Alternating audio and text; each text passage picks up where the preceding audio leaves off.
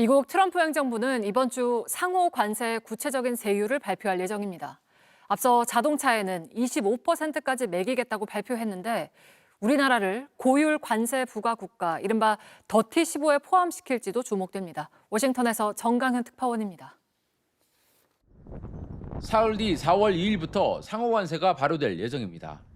앞서 자동차 관세 25%도 예고됐습니다. And what we're going to be doing is a 25% tariff on all cars that are not made in the United States. If they're made in the United States, there's absolutely no tariff. 트럼프 대통령은 상호 관세는 예외 없이 시행한다는 입장입니다. 특히 참모들에게 상호 관세와 관련해 더 세게 나가라고 압박한 걸로 전해집니다. 여러 번 협상을 진행해온 우리 정부도 상호 관세 시행은 정해진 수순이란 판단입니다. 문제는 상호 관세의 세부 조건을 알 수가 없다는 점입니다. 유일하게 나온 원칙은 국가별로 개별 부과한다는 것뿐입니다. 다만 트럼프는 어떤 나라는 상당한 혜택을 볼 거라며 일부 무역 적자 국가들은 상호관세 면제를 예고하기도 했습니다. 상호관세 시행이 임박한 가운데 우리나라가 고세율 관세가 부과될 이른바 더티 15에 포함될지 주목되고 있습니다. 한국은 대비흑자 8위 국가입니다. 따라서 트럼프 행정부가 높은 관세를 매길 더티 15에 포함될 가능성이 큽니다. 우리 정부 외교 당국자도 고율 관세를 피하긴 어렵다는 판단이라고 JTBC에 전한 바 있습니다. 다만 우리 정부는 다른 나라의 면제 조치가 있을 경우 최소한 차별 대우는 받지 않도록 협상을 이어갈 방침입니다. 개별 기업도 다음 달 2일 상호 관세를 기점으로 협상을 강화하겠다는 입장입니다. 또 관세 발표 이후에 계속 협상을 개별 기업으로도 해나가고 또 정부에서 주도적으로 해나가기 때문에 그때부터가 이제 시작이 될 거라고 생각하고 있습니다. 워싱턴에서 JTBC 정강현입니다. 네, 트럼프 미국 대통령이 다음 달 2일로 예정된 상호 관세에 대해서 강경한 입장을 다시 밝혔습니다. 유연성을 언급하며 협상 가능성을 열어놓긴 했지만 우리나라가 관세 조치의 영향을 피할 수 있을지는 미지수입니다. 로스앤젤레스에서 홍지은 특파원입니다. 미국이 전 세계를 상대로 본격적인 관세 전쟁을 선포하는 4월 2일. 트럼프 대통령은 어떤 나라도 관세 예외가 될 수 없을 거라고 못 박았습니다. Well, people are coming to me and talking about tariffs, and a lot of people are asking me if they could have exceptions. And once you do that for one, you have to do that for all. 그러면서 미 자동차 업계의 요청으로 멕시코와 캐나다에 대한 자동차 분야 관세를 한 달 유예한 걸 언급하며 유연성을 강조했습니다. 일단 모든 국가에 예외 없이 관세를 부과하되 관세율이나 품목 등은 협상을 통해 조정하겠다는 취지로 풀이됩니다.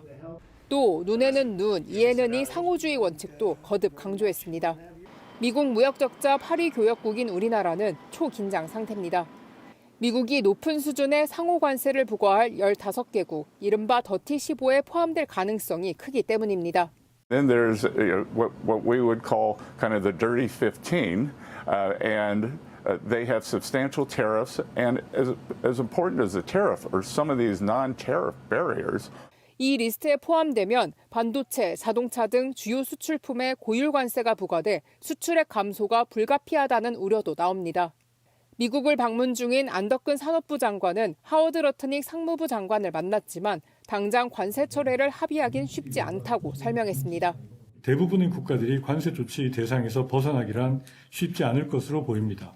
그러나 미국의 관세 정책에 대한 대응은 단판 승부가 아닙니다.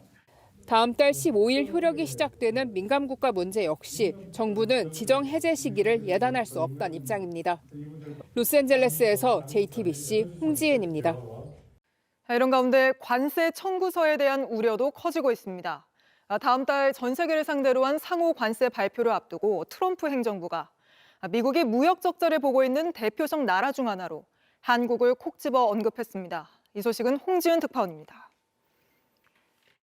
백악관 핵심 당국자가 미국의 무역 적자를 가장 많이 안긴 교역국 중 하나로 한국을 콕 짚었습니다.